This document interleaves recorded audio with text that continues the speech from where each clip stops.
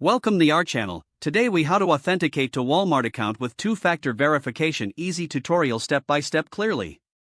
Open your web browser and go to the Walmart login page. Enter your registered email address and password. Click the Sign In button. If you have two-factor verification enabled, you will be prompted to enter a verification code. Check your email or mobile device for the code sent by Walmart. Enter the verification code in the provided field. Click the Verify button to proceed.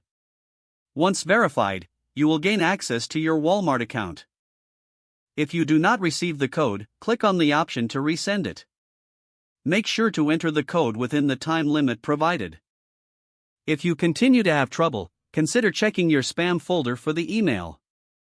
You can also ensure that your mobile number is correctly linked to your account for SMS codes. If you wish to manage your two-factor verification settings, go to the Account settings. Here, you can update your email or phone number as needed. Remember to log out of your account when finished, especially on shared devices. This is how you authenticate your Walmart account with two-factor verification using our easy tutorial. If the page does not load, refresh the browser or try again in a private or incognito window. Make sure you are using the correct email address, then retype it carefully to avoid small typos. If your password is not accepted, use the reset option and create a new strong password you can remember. Check your spam folder for verification or security emails, then complete any requested confirmation steps. Enable two-factor authentication if available to improve account security and reduce unauthorized access risk. After signing in, review your profile details so your contact information and settings are accurate and current. If you see an error message, note it down and try again after restarting your device and internet connection.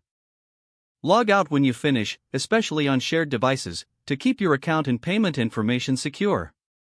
If the page does not load, refresh the browser or try again in a private or incognito window. Make sure you are using the correct email address, then retype it carefully to avoid small typos.